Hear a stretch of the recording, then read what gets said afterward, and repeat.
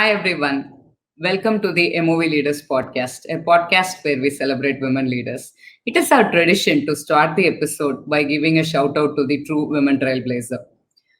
This week, we wanted to talk about Geeta Manjunath, who has been recognized by the storytelling and digital marketing platform Makers India with their awards, Women Who Make India. She has been awarded for Women in Science. Being the founder of Niramai, she contributed by finding an app with AI and thermal analytics which will detect cancer. By calling out, she got this amazing accolades and recognition from them. Congratulations, Geeta, once again. And today, in today's world, things are changing, timings are changing. Earlier, it will be very difficult for women to come into field like science, medicine, sales, technology, etc. But in today's world, women are making a lot of marks like Geeta in those fields. Today, we are going to meet an exciting guest who is again making a lot of difference in account management and sales. Being a senior leader in Dreamdata.in, she is bringing in rich experience in sales. I am so proud to welcome Laura to the show. Can we have Laura in the stream, please? Hi Hi, there. Laura. Hello. Welcome, welcome to MOV Leaders, Laura. I'm so happy and proud to have you here. How are you feeling today, and how about being in Leaders, Laura? It is really exciting. Thank you, Scindia. I'm really excited to be here today. Thank you for inviting me. Thank you, Laura. So, why don't you introduce yourself for our audience, Laura? Yeah, absolutely. I'm Laura Erdem, and I'm an active and curious person. That's as a person as I am, a mother of two. And if we're talking about the career itself, I have been working in tech since university time, like 13 years in different enterprises and the first year in a startup. So that's one of the things that we're going to talk about today, kind of what is the difference moving from the big enterprise sales moving over to the startups themselves. I have been doing various internal leadership roles while working at the enterprises, graduate programs, transformation programs, leading development teams, and so on. But at the moment, when I wanted to go to sales, like kind of, it was a journey that I'm going to talk about as well. And in addition to that, of how the move from sales and enterprise have moved into working at a startup as well. I'm so happy to hear this from you, Laura, because traditionally it's been always a male dominated world, sales is all about, right? Still today, also, while moving into the leadership position, women are having their own challenges. Spending considerable number of years in sales, especially. How do you see yourself in this journey? What are the opportunities and challenges you have faced from starting a career in sales and navigating through leadership role, Laura? That's a very good question. And it started while I was working at CSC when I was thinking, I think comparing to my personality, it would be really interesting to try out sales.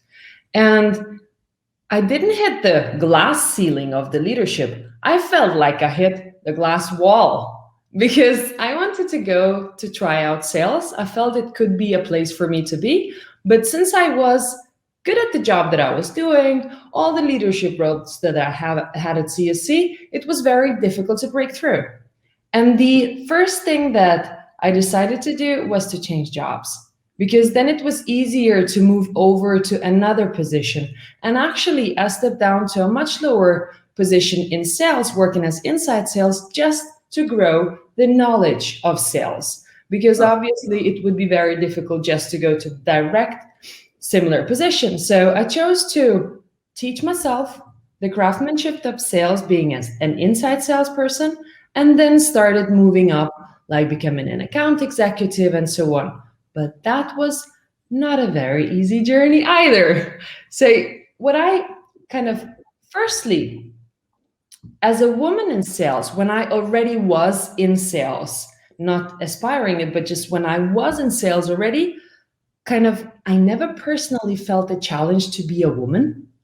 I actually felt once in a while that leaders were aware that this is a challenge, that we don't have enough women in sales.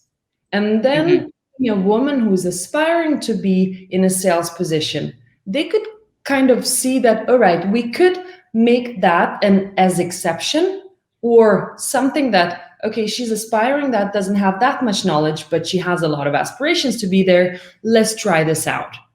That happened, but that only happened because I had insisted. It never happened by itself, kind of, oh, she's good at it, let's promote her or something like that. No, you have to go and ask for it, really.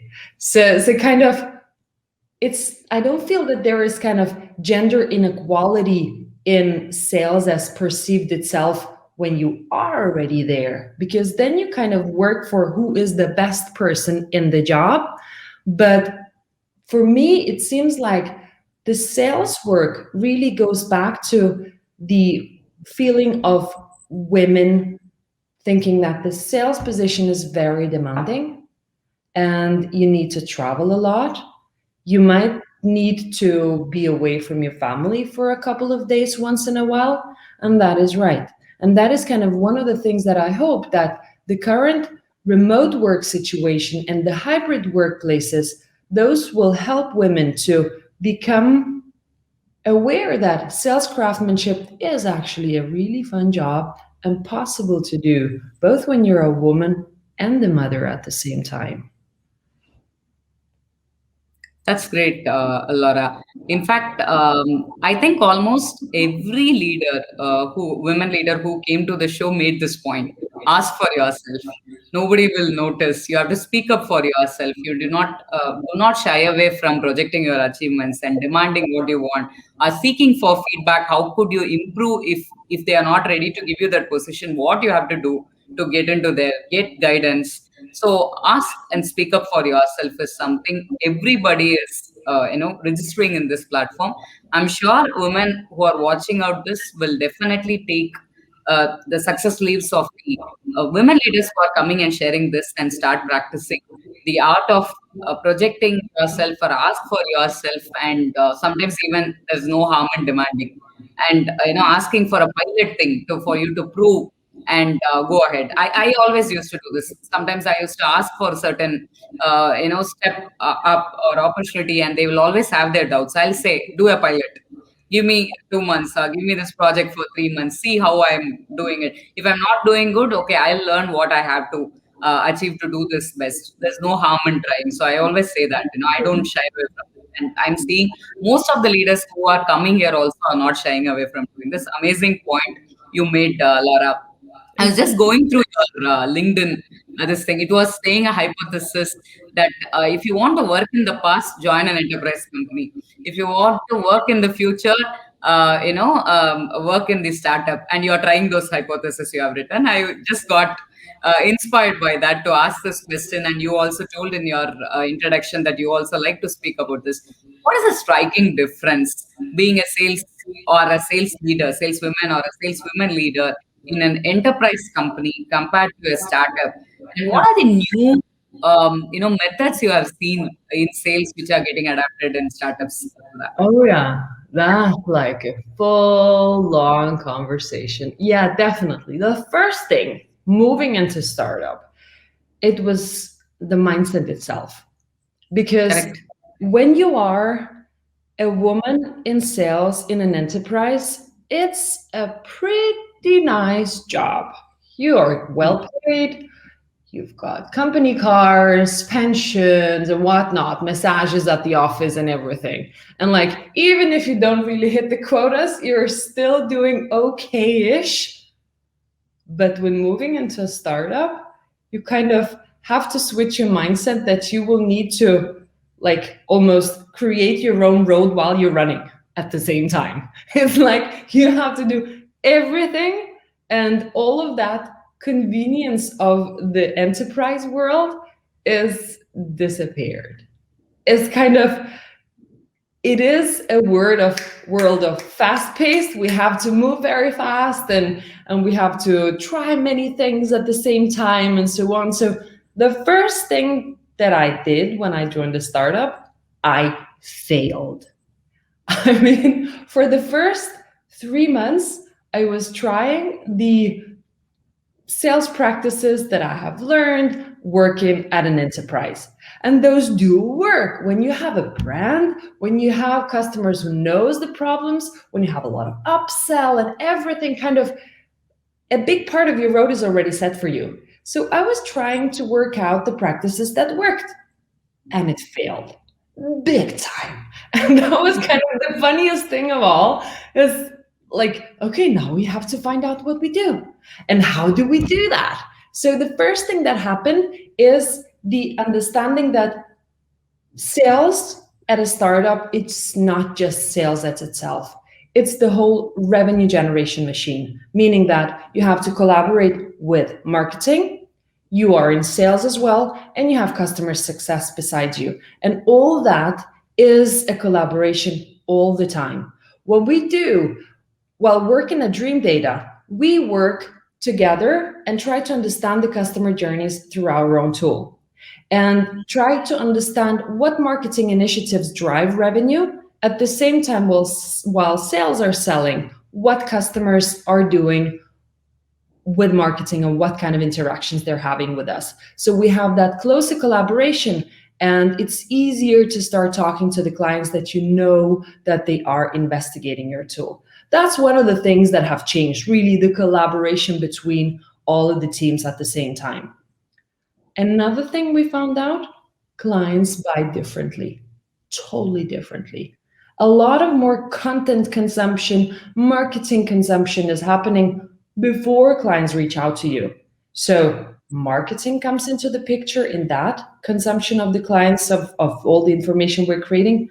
And then I started to social sell much more. Because when you're out there talking about your product on LinkedIn, on other medias, then clients read about it. And only when they find out that it is a problem, it is okay to reach out to a startup to work with it, even though it is not a known brand yet, possibly. So, kind of the client's buying perspective and the marketing and sales collaboration, those are the key things that really changed. And then what I started to do much more is outbounding as well. And outbounding changed drastically too. Cold calling, yes, everybody hates it. We are doing it. But besides the cold calling, we're doing a lot of video content as well, reaching out to the client through videos in the emails as well, just to get much more personalization, because the standard stuff doesn't work. It just falls down the ground every time when trying it out. So that's these are the basic things that really changed. Most of it is the mindset really that changed, but I love it.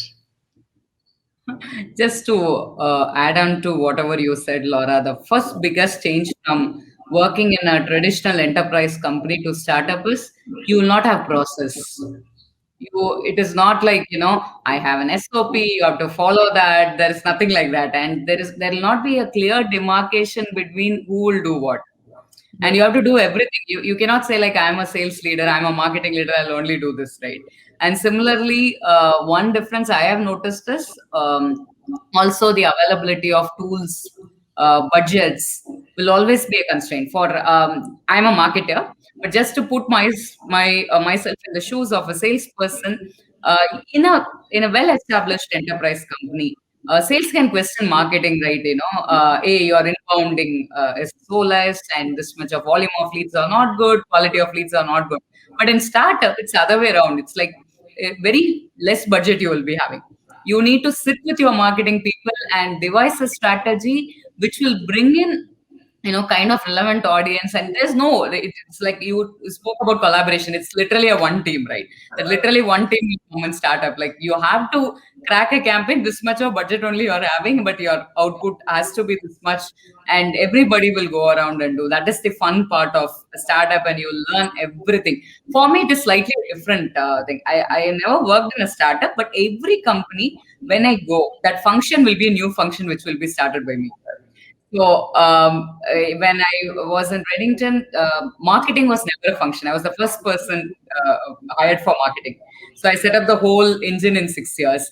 And now in Freshworks, ISV marketing is completely a new function, which has been started by me again and developing the team and running around it. So I always get that startup feeling.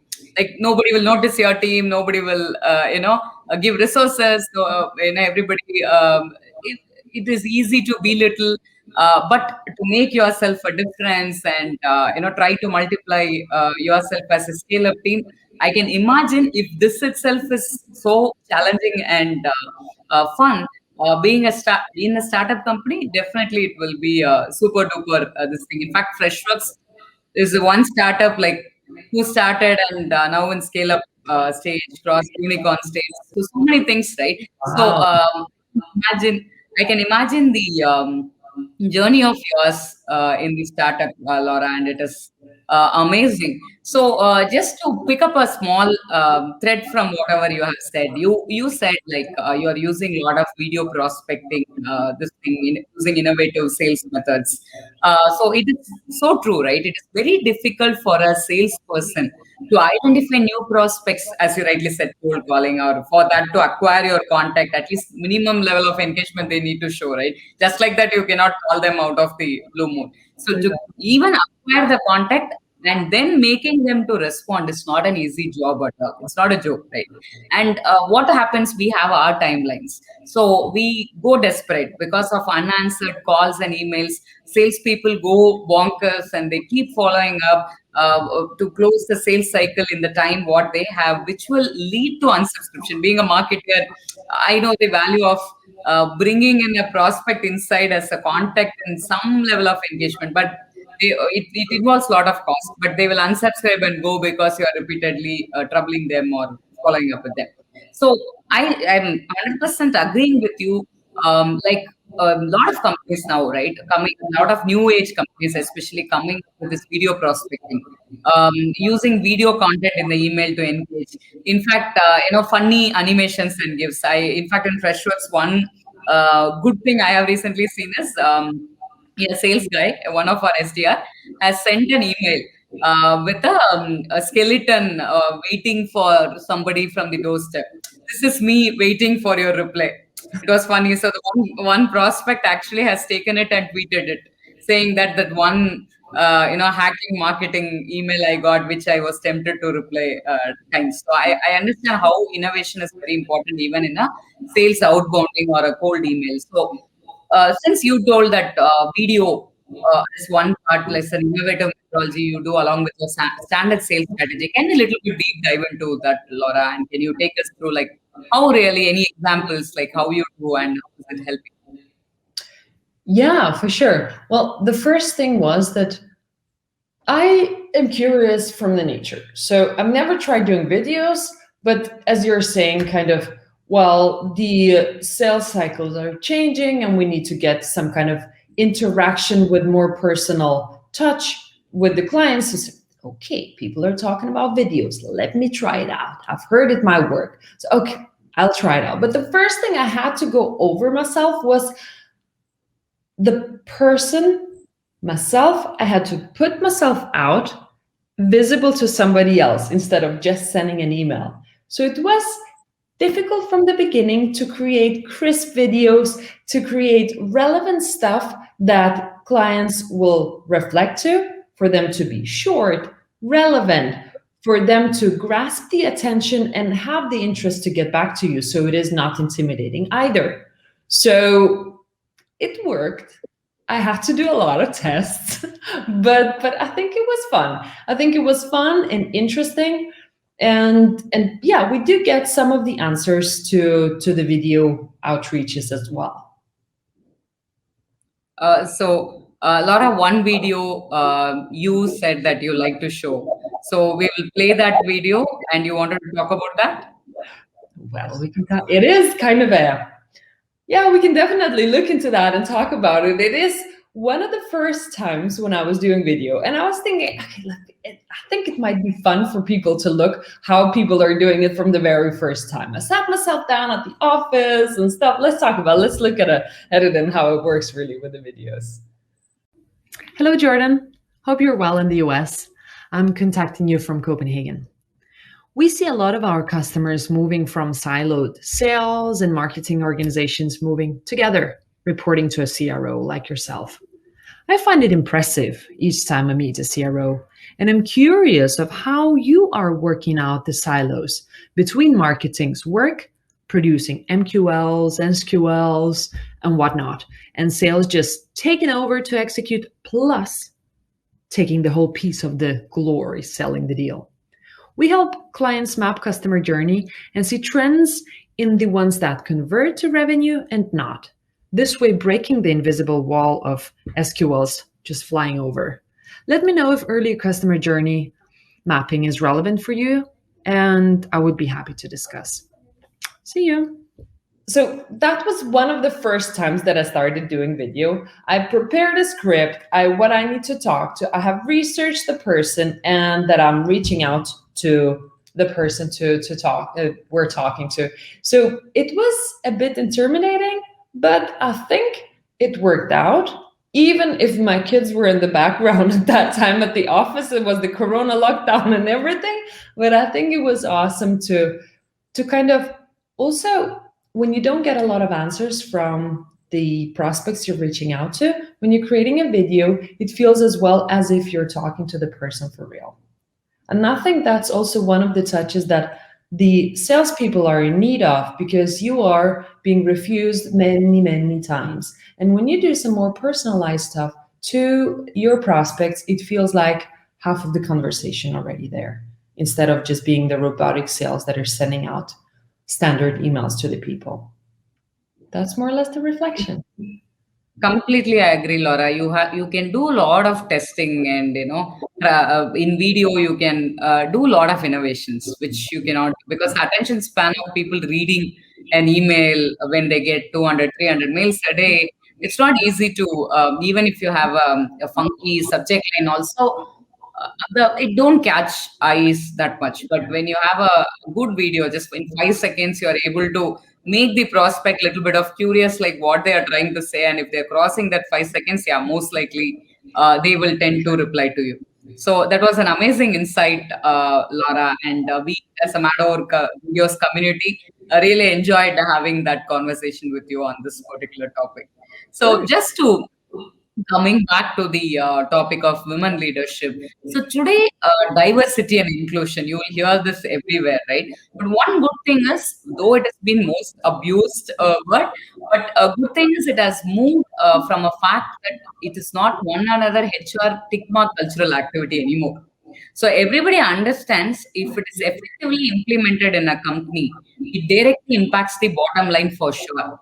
So this is not no more an awareness creating situation. Everybody knows if a company is implementing that, they are not actually favoring or giving some reservation for female to have some representation. It is like for them, if they have a diversified and inclusive culture, and it affects the bottom line directly, and you will have a better profits. It's proven research fact. So in your view, Laura, how do you see diversity and inclusion, and how do you think that it helps the workplace as well as the women who wanted to climb up to the leadership position? For sure. One thing, you're talking about the bottom line effect of having diverse teams. Actually, I've recently read some Gong research that it also affects the top line, because women in sales, they tend to hit quotas at least 8% more than men. And that is due to the very simple fact of listening. Women listen 18% more during calls than males do. I don't it is a very interesting fact that I have been reading upon. And then it's kind of, Okay, so it's not just the feeling of belonging that is affecting the bottom line when you need to hire the people and use all the money to the people that are leaving and so on, but it also affects the top line. So here we go. Why not have diverse teams more and more in the teams? So one thing that I always think about and talk about when I talk about diversity and inclusion is the feeling of belonging. And Mhm. that part comes with inclusion, meaning that diverse teams, and that is not just gender diverse teams, but in general, diverse teams make people feel more included in the organization. And by that, having that feeling of belonging to the place that you are at, then it's much easier to decide to stay at the job, even though the competitive working market is out there hunting for all of the people that they can get. We have a shortage of skills. And since we have so many little females in sales, then it must be kind of a no-brainer to get more women in sales to try doing the craftsmanship, especially because they're supporting the top line of the companies. So if you're able to create an diverse and inclusive workplace, then it's easier for women to choose that one too. And by my own example, I'm trying to do my best to inspire other women to choose the craftsmanship of sales as well. Wow, it's very inspiring, Laura. And definitely, just to reiterate the point, many actually stereotype women don't listen, or two women conversing, they will speak over each other. Generally, they will say that women don't have. There's a lot of fun, jokes go around, right? Men and women, how listening goes with.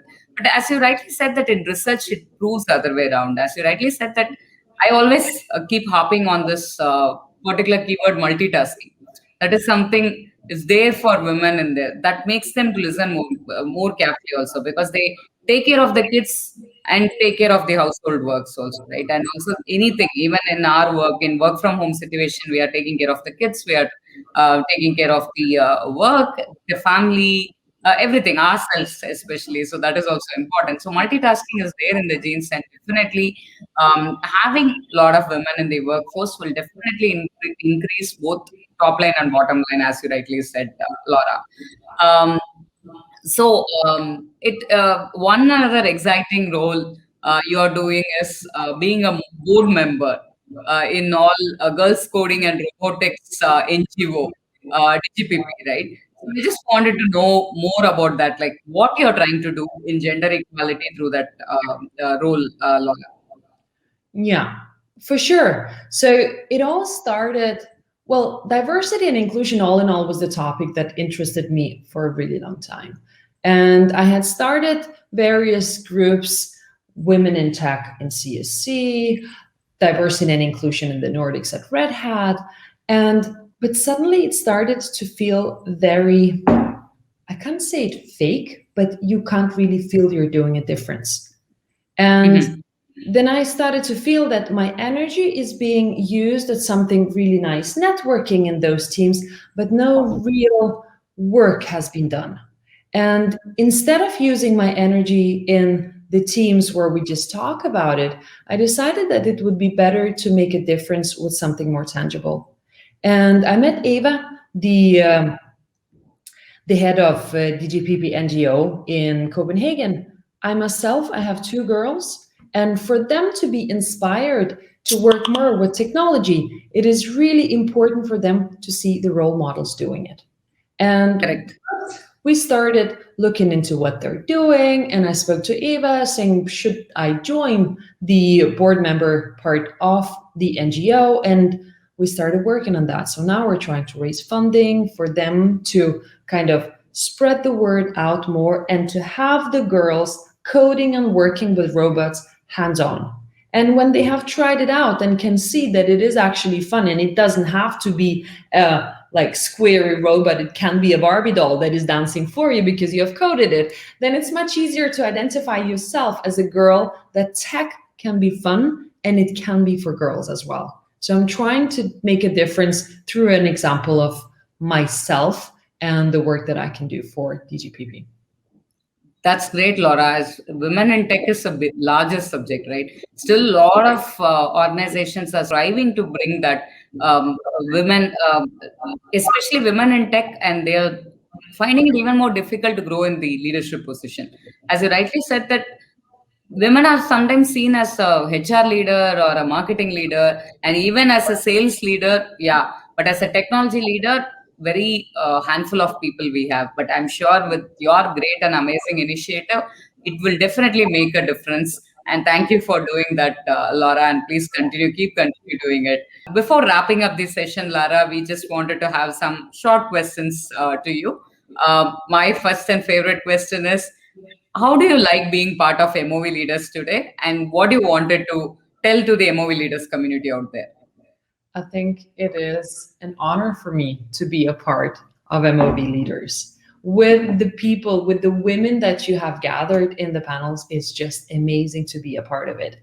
And the other ones that are joining, I'm looking forward to hearing your stories as well, because there is so much inspiration to grasp. Thank you for inviting me to this. Thank you, Laura. The whole idea of MOV leaders is to learn from each other, celebrate each other, and uplift each other. I'm super happy that we all are coming together for this cause. Thank you. It's been really an honor to host you, also, Laura. Moving on to the next question. Any favorite quotes from your recent read? Yeah, for sure. Recently, I read a lot of kind of fiction books. And at the moment, I'm reading a feminist fiction book from South Korea. It's really an amazing book that doesn't have a lot of quotes in it. So that's why I've chosen another one from Simon Sinek. That is kind of one of the ones that I read, I think, a couple of years ago, but it is really, really a good book about the leaders eat last, if you have tried to read it out. It is very short, but very impactful. Let us all be the leaders we wish we had. Yeah, that's an amazing thing, right? It's always it's very good thing to be it is like, you will see, right? If you didn't have a good childhood, you will tend to give a good childhood to your kids. The same thing, if you have not experienced a great leadership, it's time for you to be the one who you wanted to be, you wanted to have, right? Amazing one, Laura. Definitely, I'll also give it a read for sure. Then, any women colleague or industry women leaders you look up to? Yeah. There was a woman at the very beginning of my career in tech when I started to work at CSC who helped me greatly. And she helped me both personally to grow at the organization in CSC, and at the same time, she also pushed me to go and understand tech much more. I remember her name is Susan, and we don't work anymore, but we hold contact still.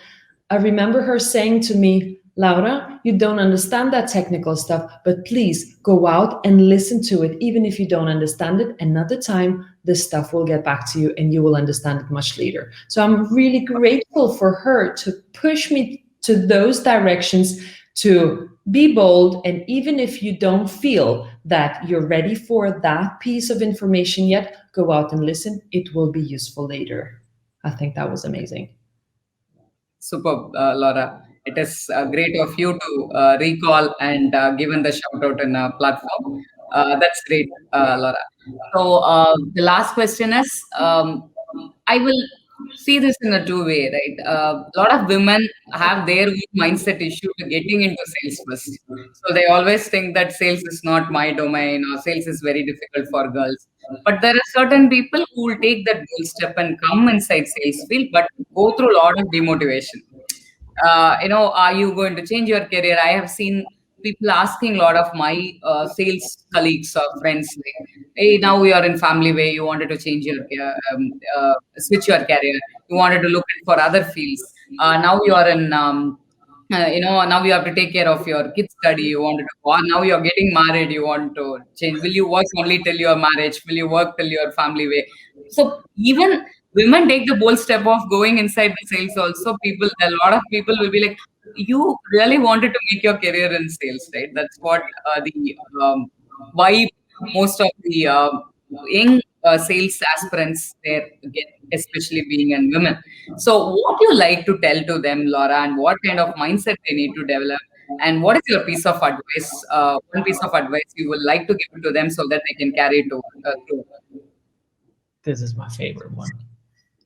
Don't wait to be appointed.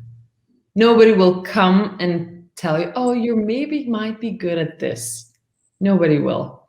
If you feel that it might be worth it, and even if you are missing some of the skills for joining the position that you would like to be a part of, go out and ask what you need to learn before you are appointed to it.